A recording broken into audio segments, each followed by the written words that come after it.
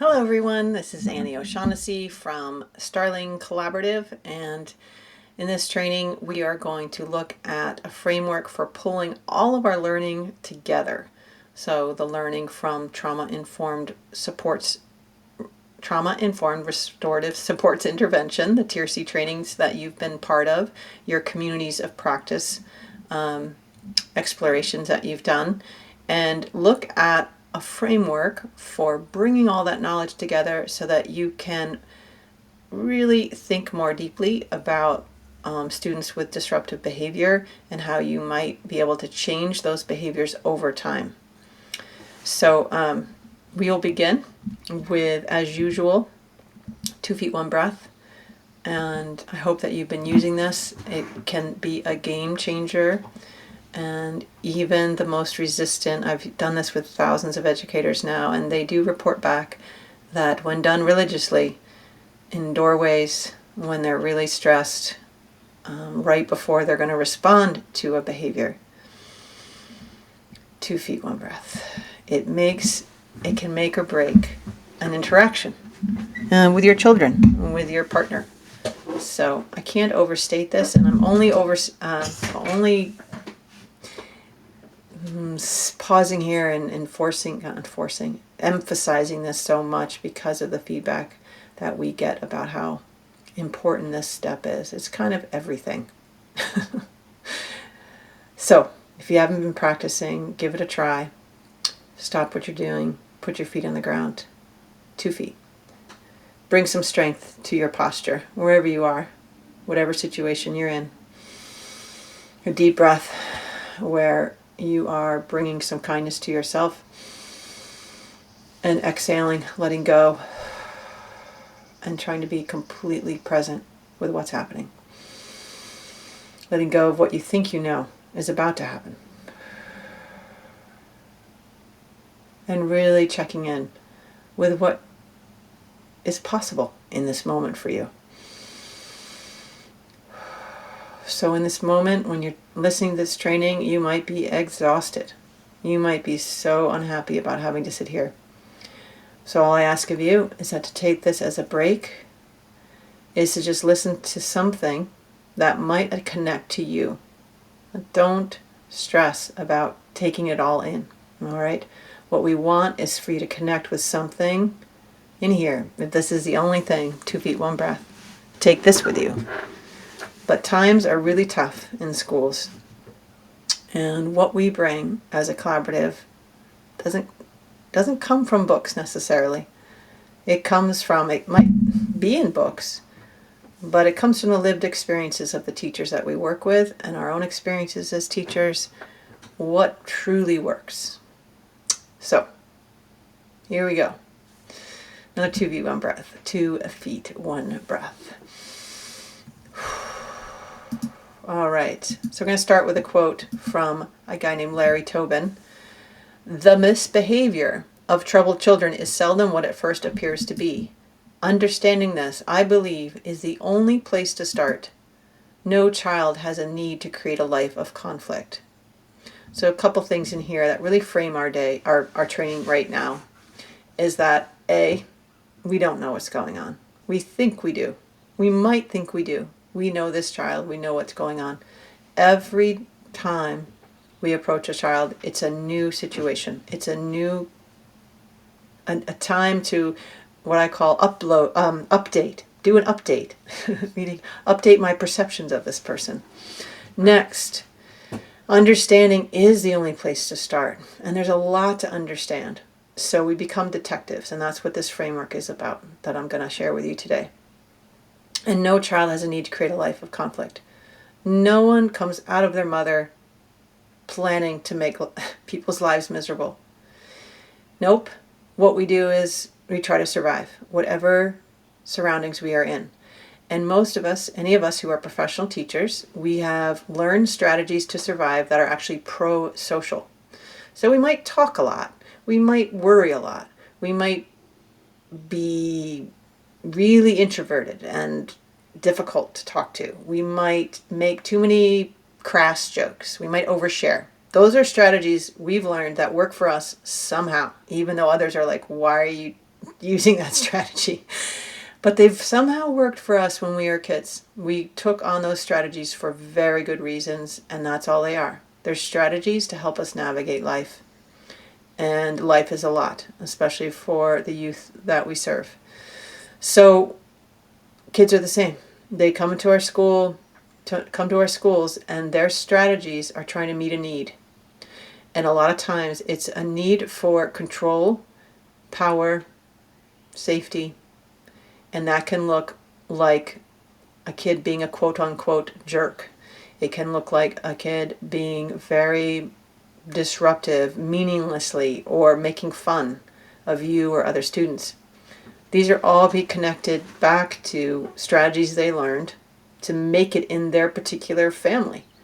And in particular, when they're feeling powerless, these things come up in schools a lot.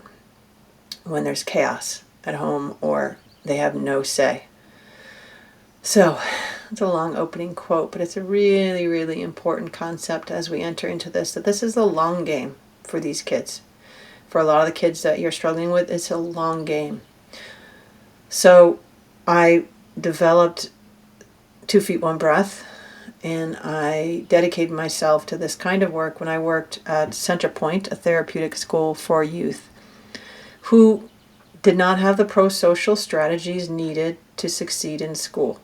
So they were one step away from going to Woodside Juvenile Detention Center, and they were with us. And I was able to see how over time, we understood more and more about what's going on and what needs they were trying to meet, and teach them pro-social ways to meet those needs in school. With autonomy meaning on their own, like learning how to meet their needs on their own without disrupting learning. It's a tough ask, but when it comes to some of these really challenging behaviors, it's not an overnight thing. We might get instant kind of short-term compliance, but these are kids in your community. They're kids in our state. And that short-term compliance does not really bode well for them over the long haul. So that's my little spiel. I appreciate you so much for listening and caring about these kids.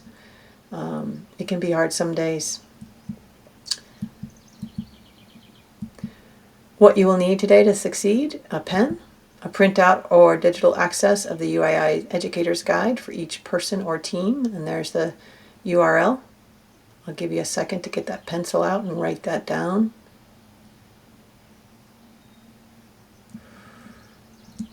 At least one other person to work through a behavior challenge you are familiar with at school.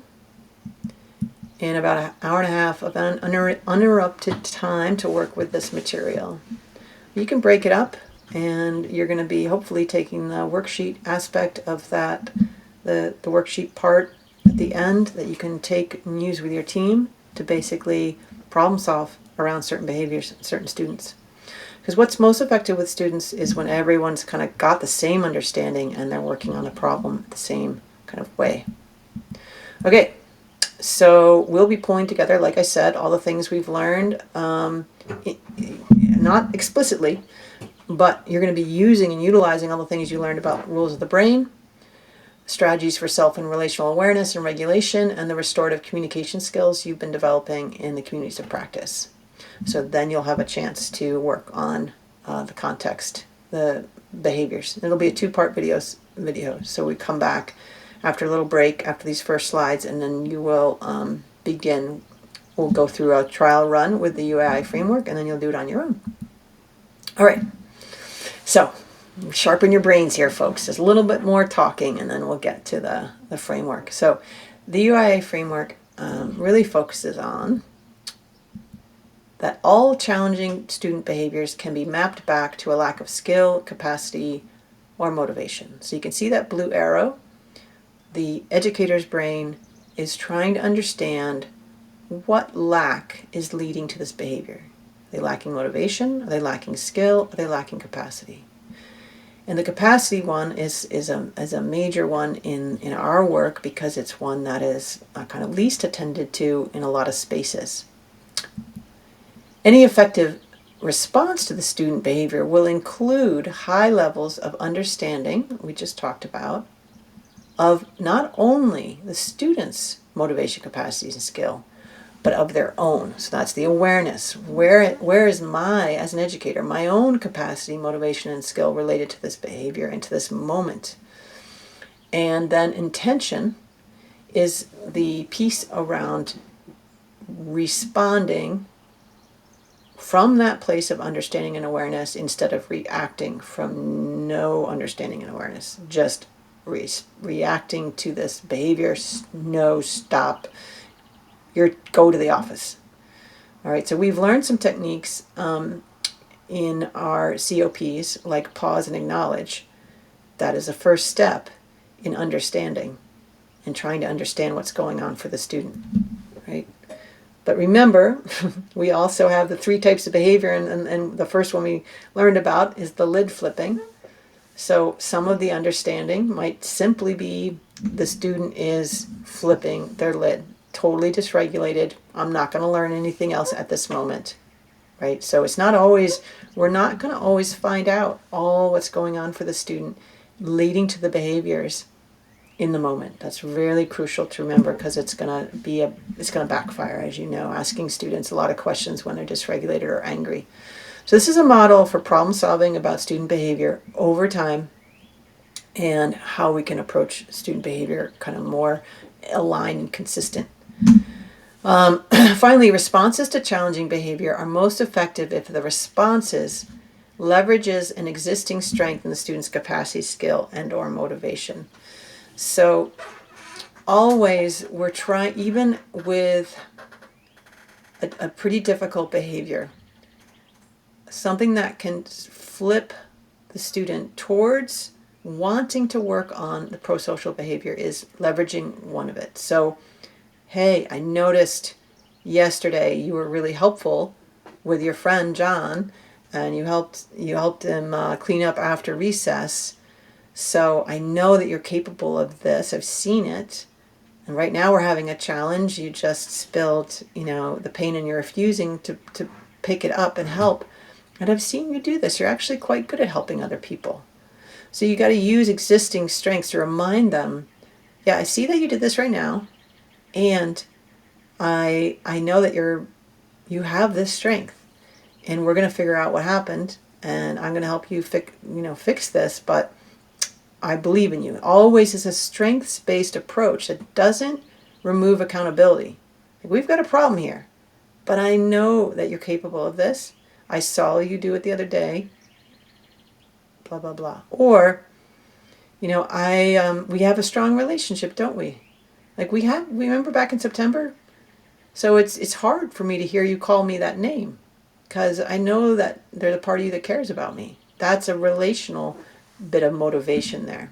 So we could really get into that, but I want you to think about that, and we'll be doing that in the worksheet.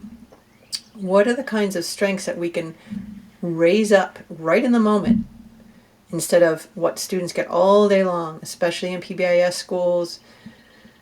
If you're not meeting the expectation, let's review the expectation. If you don't meet the expectation, again, we're going to have to blank. Constantly, you're not meeting expectation. You're not meeting expectation. Instead of, so that was a big behavior. That is hard. It's not okay. And what? And I've seen you do better. I've seen you do this thing. All right. There's a big pause on that one, because I think we forget that there's more to the child than that behavior in that moment. And sometimes it's super hard to find the strength. All right, so quick review. Capacity is having our needs met so we can do what we are asked to do. Think rules of the brain. And I'm going to ask you right now to think about yourself. Think about driving in that car after work. You're exhausted. You had a really hard day. Someone cuts you off and you are flipping them the bird right out. You have no capacity. And you are flipping this fellow citizen, flipping them off. Okay, so now put that stress onto a child, the same kind of stress, same kind of exhaustion. Now put them in school.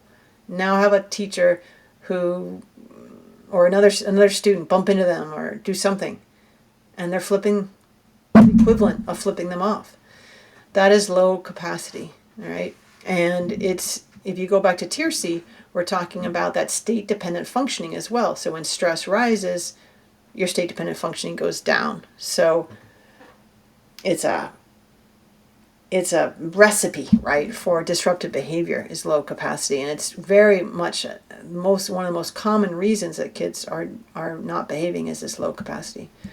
Then there's the low skill. You're asking me, sorry, to do something that I don't know how to do, or this is boring, but that's that proximal zone. Oops, sorry. I have a problem with my slide button. Okay. Proximal zone is having something that's challenging enough, but not too challenging. Students who are right up there at the window of tolerance, it doesn't take much, and they're off. So it is a challenge, but that's when you're doing your sleuthing, when you're doing your detective work, and there's a behavior that comes up every time they do a math quiz, we're given an indication of what's going on there. And then motivation. I need to care enough about what I'm doing and who I'm doing it with to do it. So think about relationship, relevance, and voice when we're talking about this. So as we're being detectives about what is at the heart of this student's challenge, and we can say, they have no relationship with me. They don't care about my class. I need to build relationship with them. Or there's no relevance for them. How can I bring something in that, or leverage something they know in this lesson to bring them in more? Or voice. This is huge for kids with trauma and stress, is having some flexibility and voice, especially when it comes to kind of explaining where they're at. I mean, again, imagine yourself. You're trying to explain yourself to someone who's telling you you've done a bad thing and they're not listening. And you're saying, but, how does that work for you? Right? We have these situations where we want kids to comply. We want them to we just need to get through our lesson. Unfortunately, kids are a little different now, for sure, for many important reasons. And this framework helps us build some systems that will allow us to attend to that. All right. It follows that effective responses to student behavior begin with ourselves. So we talked about that. So we begin with what we know about the student's capacity, skill, and motivation, including the rules of the brain and the need meeting, stress relieving, or lid flipping behaviors. So what are we dealing with? And then what we bring to the situation, our awareness of our own capacity, skill, and motivation, and our intention. So given our understanding and awareness, what are we going to do? And we're going to want to respond instead of react. And which one are we going to try to build up? So once we understand if their capacity is low, then we have an intention that's really clear. We might go get them food. We might give them a break. Okay. So, and here's a review of our own. What do we mean by the capacity, skill, motivation we bring to the situation? Are we regulated enough to approach calmly? Are we triggered by something? Do we have the skill needed? So do we need to call someone who's CIP trained? Or can we actually handle it? And motivation. This is really, really important. You have to interrogate your motivation. Do I just want to shame this kid? And I'm not. We all have those days. I'm not judging anybody. But, and we always want compliance, like I said before. But we have to look at that and see if that's where we're coming from and try to shift that, if that's the case. So here we go to actual application. So we've got a cartoon here to represent kind of where we're headed. Here we've got Calvin. He seems to be brooding. And then, what on earth am I doing in here on this beautiful day? This is the only life I've got. And he flips a list and he flips the desk and runs out. And there's his teacher. Next time, try a drink of water and a few deep breaths. So, how is her response? What do you think of that? Well, she's a little late to the game because the whole TIRSI training is all about how do we help kids meet their needs proactively. How do we give them the support to be autonomous in meeting those needs? So that's where we talked about the personal resourcing kit. All that gallery walk resources are all about this. So Calvin needed a teacher to show him how to use a reset space, to show him the zones of regulation. Okay, Calvin, when you start to, put your head on the desk, that means that you're getting frustrated or whatever, he learns is a trigger, a sign that he's about to flip his lid. Right? So she's got the right idea, but this is all the work we have to do afterwards. Beforehand, to help students prevent those capacity-related disruptions. All right.